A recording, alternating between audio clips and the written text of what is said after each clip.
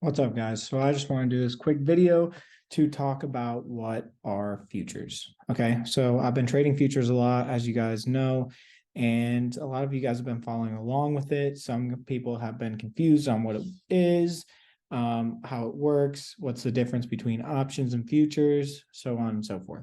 So I kind of wanted to make this video because I think a lot of people come into the market trading options when they try to be a trader, and then they don't know the benefits that come with futures. So, and then it really comes down to preference from there.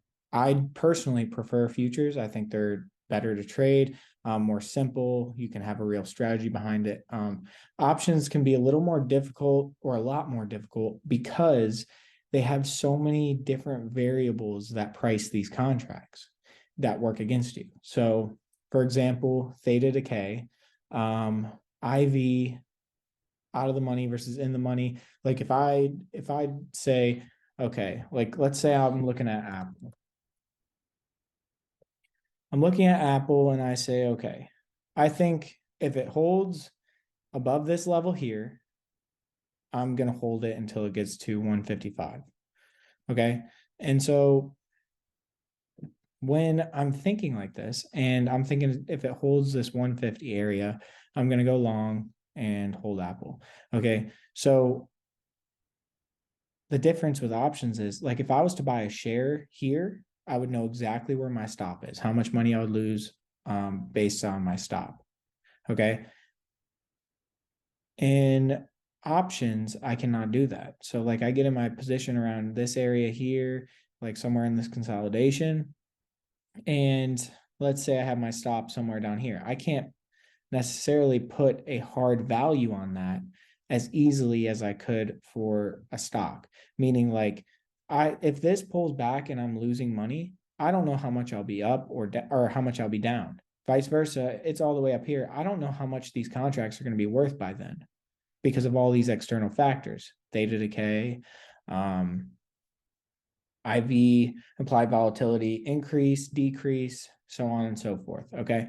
So next thing is that so we don't necessarily know exactly where I'll be stopped out at. Like I like to stop out 20% or less on my trades, but if I wanted to see this through and my trade idea is valid until it breaks below this level, I could get in here and it has a small pullback and I'm down 20-30% and I'm down 50% by the time it gets down to this area. So I don't really know how much money exactly I'm going to lose with options because they're not priced exactly to the according to the stock. It's a contract. It's not a buying a share. It's a contract for shares, meaning that you agree to the terms when you purchase it, and it can vary in a variety of ways that are difficult to calculate. Okay, so that's the first thing. Like, you don't know exactly how much money you're going to lose. If you're doing it based on a chart, not money value, you don't know how much money you could lose in terms of the options contract. So, like, for example, I took Tesla yesterday and I alerted this to the chat and it was a loss. And so it shouldn't have been a loss, but with options contracts, it just ended up being a loss. So I saw this consolidation on the 1 hour. And just a quick example, I saw this here. And so I took my entry on the break and retest of this area here. That's about where my level was. I took entry on this candle here. This pullback brought me down 50. Well, if I would have held, I had my stop loss at 20%, but if I would have held my contracts to here, I would have been down 50% on these contracts. Granted, they did go 250%, but I was just expecting it to go to this new high here. Like, I was just looking for a move to the new high, maybe fill this gap up here, but I didn't want to risk more than 20%. I was down 50%, and that's not good risk management in my opinion. Like, to be 50% down on a position unless you're planning for that, and it's just not worth it in terms of risk to reward, because like I don't want to have to bank on getting 100% return to be able to have a 2-to-1 risk to reward on my trades.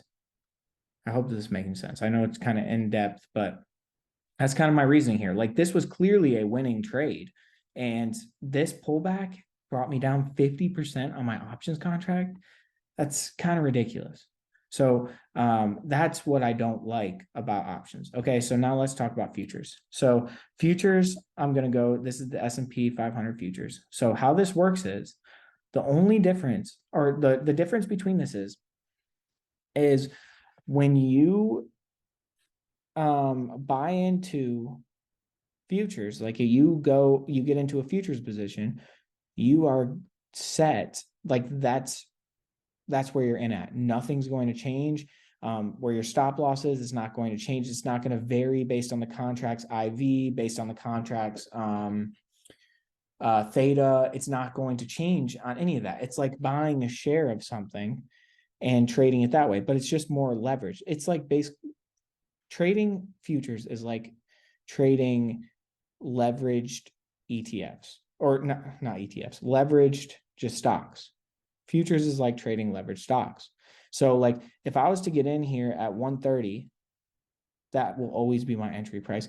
And my stop loss will be based on the chart, not on like the options contract. If you're trading an options contract, my trade would be based on that. And I would be able to manage my risk a lot more effectively, because I know if it comes down to here, I know I'm going to lose X amount of money. But in options, if I got in an options contract here and SPY and it pulls back to here, I don't know how much money I'm going to be down. I mean, I can have a good guess, but it's not going to be as clean cut and clear as this here. Okay, so how do the values work in options or futures? So they have contracts that expire on certain different dates. So if I go look at longer time frames, these are the marked expiration dates. What does that mean? It just means that the contract is finished and it's switching over to a new contract. That's what that means. Okay, so all this is the contracts are being switched to, or just being switched over. Okay, so basically, like it's like an options contract. That's pretty much the only similarity that these things have. So like this contract will expire March 2023. They're cash settled, so the money is going to be based on like if you profited $50, then that's what's going to happen in your account. You're going to get $50 in your account. You're going to be automatically out of that position because the contract is switched. Or you can look at buying a later out contract. So I don't screw with this stuff. Like meaning I just, when it's option or contract expiration day for futures, I'll just sell out of my position before the market closes at 5 p.m. And so I don't have to deal with it. I don't want to have to deal with it. So I just sell out of my position and I don't have to worry about anything with contract switching and settlements and stuff like that. So that's one thing that is different about futures. They have contracts that settle. So there's two differences that in options settling, and this is why I don't screw with it.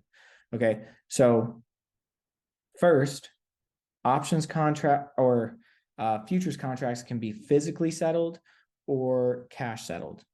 So physically settled means you have to, like if you purchase the contract, you are going to get a physical delivery of whatever futures you are trading. So like you can trade all different types of stuff. Personally, I trade oil, I trade NASDAQ, and I trade the S&P 500.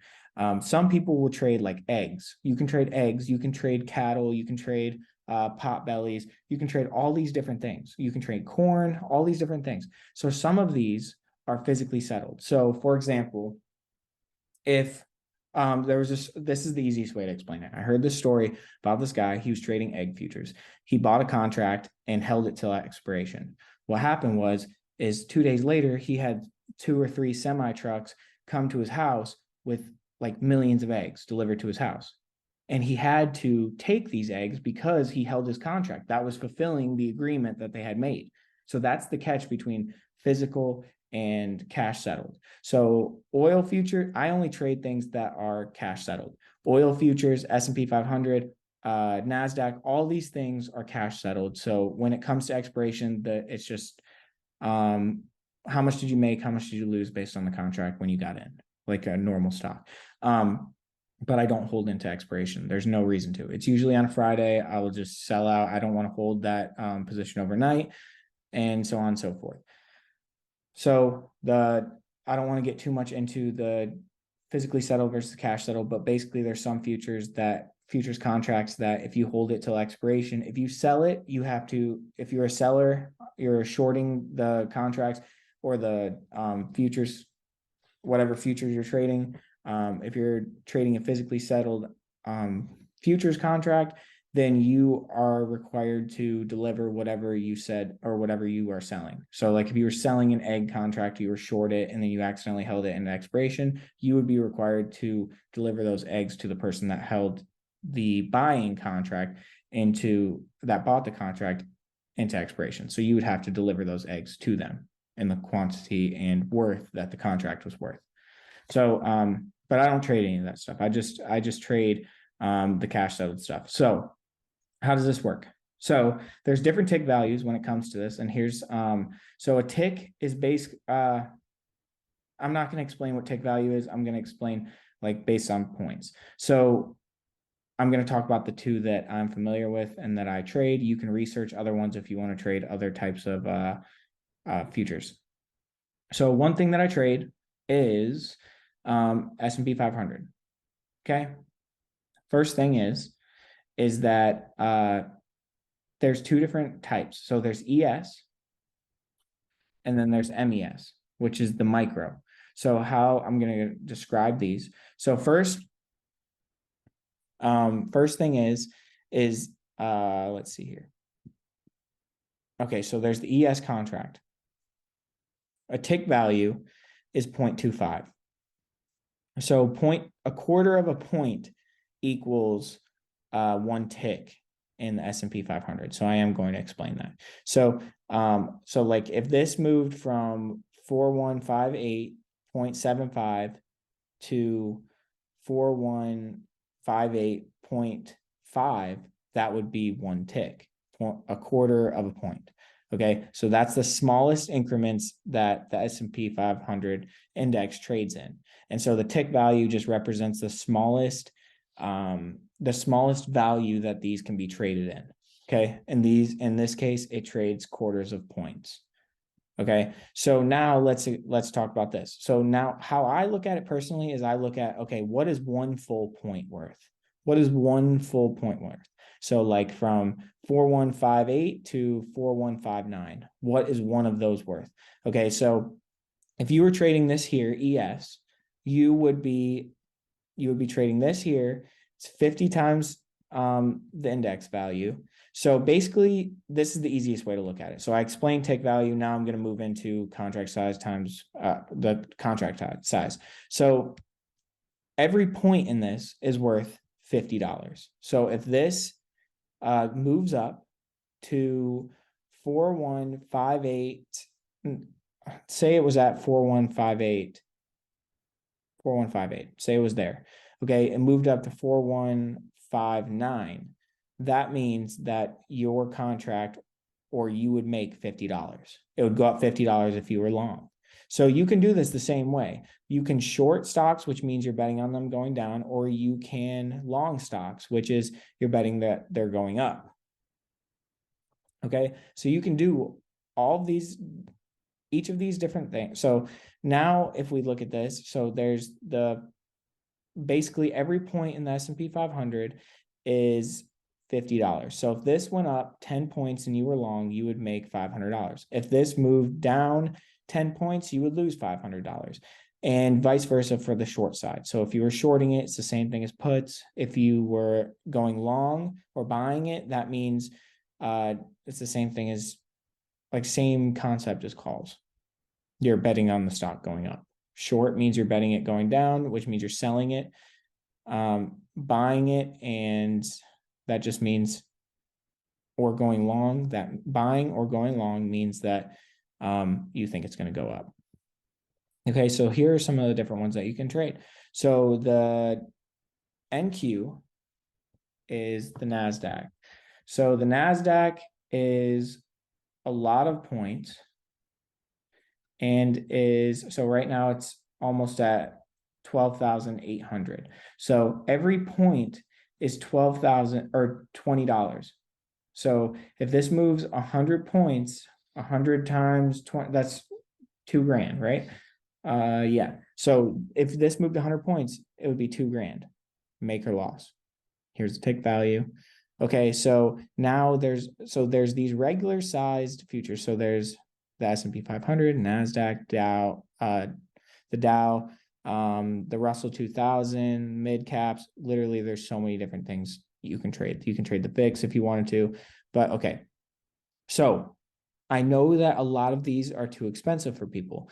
I can't, like, $50 per tick, that seems ridiculous, right? Like, I know some people feel that way, or based on their account size, that doesn't work for them. So you can trade these micro contracts instead. They're the same chart, they're the same thing, but they are smaller tick values. So in this case, the tick value of MES, which is the micro E-mini, so it's just basically a smaller version of this, it's $5 per point. So this goes up 10 points, you make $50. It goes down 10 points, you lose $50 if you were long. If you're short, vice versa. So basically, it's $5 per point it moves. So for the NASDAQ futures, MNQ, it's $2 per point that it moves. And then this is the one for the Dow, this is for the Russell. And okay, so now we understand this. So these, if you are trading a smaller account, these are the ones that you're going to want to stick to. Sometimes I prefer to, most of the time I prefer to trade these because I can buy more contracts and just scale out of my positions more effectively. Okay, so you can trade these if you want to, you can trade these if you want to, but just know these are probably where most of new traders 100% should start. So but obviously do your own due diligence. I'm giving you the bare bones basics of stuff that I would want to know if I was going to trade futures. So that's the difference between this and here. Okay, so here's the difference between these two contract sizes. So if you have a smaller account, just trade these smaller ones. It's the exact same thing, just the tick value is smaller. It's $5 versus $50. So it's 10 times smaller. Okay, so now let's go look at oil. You can all these are different futures that you can trade. You can trade China's index. You can trade all types of things. Hang Seng index. You can trade the Australian dollar, all these different things, and it gives you the values for each. Okay, so you can understand how much to be trading. Okay, so this is something that I trade here. So CL, we go look at CL. This one's a little more easier to understand. So the tick value for this is that every 1 cent is $10. So if this goes up $1, it's $1,000 per contract in profit. If you're long, if you're short, goes down $1, then you make $100 or $1,000. Okay. I hope that makes sense. So it's the same concept.